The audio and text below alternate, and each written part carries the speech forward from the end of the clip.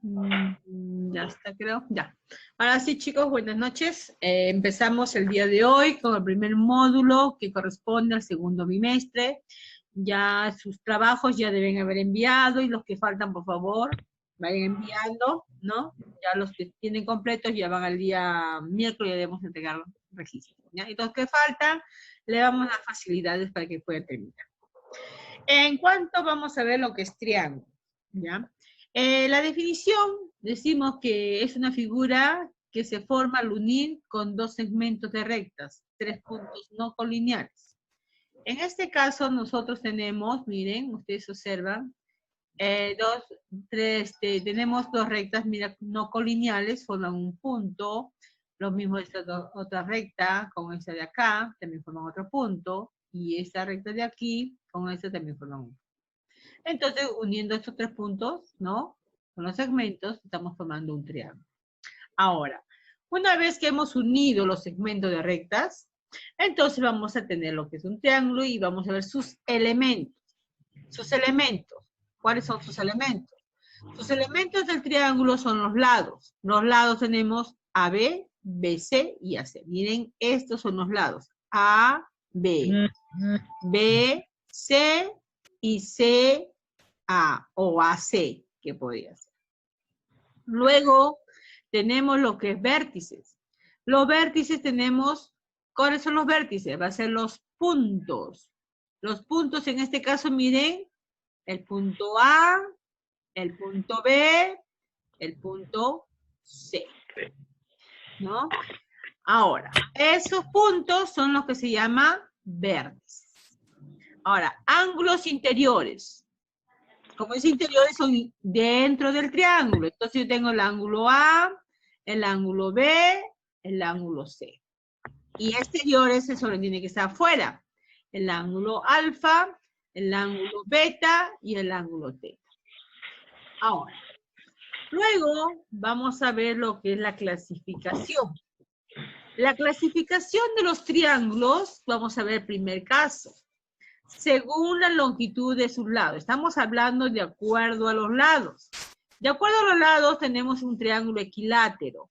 ¿Por qué se dice que es un triángulo equilátero? Se dice si sus tres lados son de igual longitud.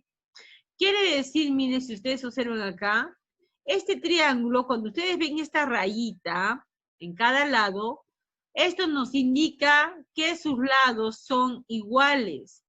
Y si sus lados son iguales, también sus ángulos internos son iguales. ¿Correcto?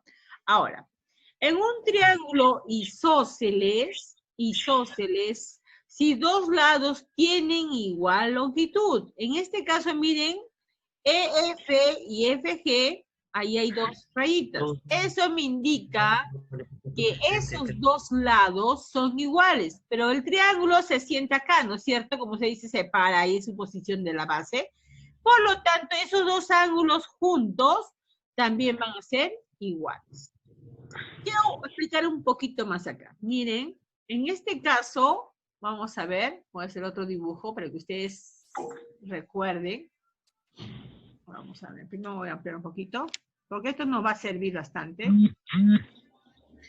Miren, en este caso, yo también, no necesariamente, yo lo puedo dibujar de esta forma, miren. Y yo puedo decir que estos lados son iguales. Pero no. Miren, de este lado aquí, donde se siente este triángulo, yo puedo decir que son iguales. ¿Cambió de posición de acuerdo a esto, sí o no? Pero me está indicando que estos dos lados son igual. Voy a cambiar de posición. A ver, voy a cambiar de esta forma. Y yo digo que estos lados también son iguales. Por lo tanto, este triángulo se va a sentar en este lado. Entonces yo puedo decir que este ángulo también va a ser igual a este. Entonces recordemos que cuando los dos lados son iguales, el ángulo donde se sienta también van a ser iguales. ¿Correcto? Mejor dicho, la base, ¿no? En este caso es la base donde se va a posar, por decir, el triángulo, ¿no? O a descansar. Esos dos ángulos que están ahí van a ser iguales. ¿Está claro hasta ahí? ¿Sí? Sí. Ya está. Entonces seguimos ahora sí, avanzamos con el otro. En este caso yo tengo lo que es un triángulo escaleno.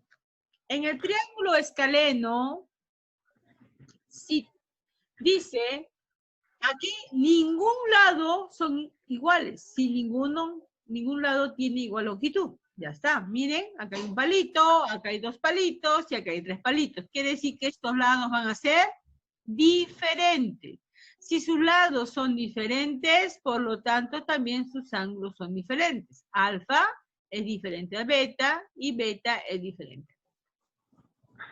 ¿Seguimos?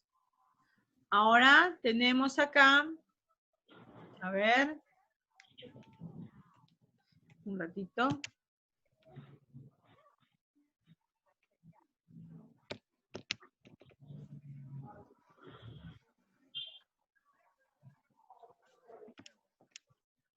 A ver, un momentito, un momentito.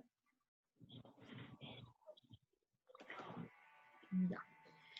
En este caso vamos a ver de acuerdo a la medida de sus ángulos. De acuerdo a la medida de sus ángulos tenemos el triángulo acutángulo. Acutángulo, si sus tres ángulos son agudos. ¿Cuándo es un ángulo agudo? Cuando mide menos de 90 grados. Cuando mide menos de 90 grados sus ángulos de este triángulo, ese es un triángulo acutángulo. Por eso dice, alfa, dice va a ser 0 grados, va a ser menor que alfa, y alfa va a ser menor que 90 grados. Entonces no puede llegar a 90 grados y debe ser mayor de 90 grados. Correcto, de 0 grados, disculpa. Con respecto a lo que es el triángulo rectángulo, si uno de sus ángulos es recto, miren, en este caso ustedes ven, miren este triángulo, ven un cuadradito. Cuando ustedes basta que en un triángulo vean que es un cuadradito, este cuadradito va a tener un valor de 90 grados. Y ahora si vamos a ver la parte de este triángulo rectángulo, esto se llama catetos y el ángulo, el lado opuesto al ángulo mayor va a ser la hipotenusa. ¿Ya? Y en el triángulo obtusángulo, si uno de sus ángulos es obtuso. ¿Cuándo es obtuso? Cuando mide un ángulo mayor de 90 grados. Miren este de acá, porque supuestamente de aquí para acá debe ser un ángulo recto, ¿sí? Pero este se abre un poquito más, entonces por lo tanto este es un ángulo obtuso, mayor de 90 grados. Claro. Ya está. Vamos a ver los teoremas fundamentales. En los teoremas fundamentales tenemos la primera, que es la suma de los ángulos internos. La suma de los ángulos internos de un triángulo. Quiere decir, la suma de las medidas de los ángulos internos de un triángulo es 180 grados. ¿Qué nos dice esto? Que el ángulo alfa más el ángulo beta, más el ángulo teta, estos tres ángulos van a dar una suma de 180 grados. Ángulo externo. Habíamos dicho externo es el que se encuentra fuera del triángulo, ¿sí? En este caso, para hallar este ángulo exterior, va a ser igual a la suma de los ángulos no adyacentes. Me he dicho que están lejos de este ángulo exterior. El cercano va a ser este de acá, ¿no es cierto? Pero no lo voy a considerar este, sino los que están lejos.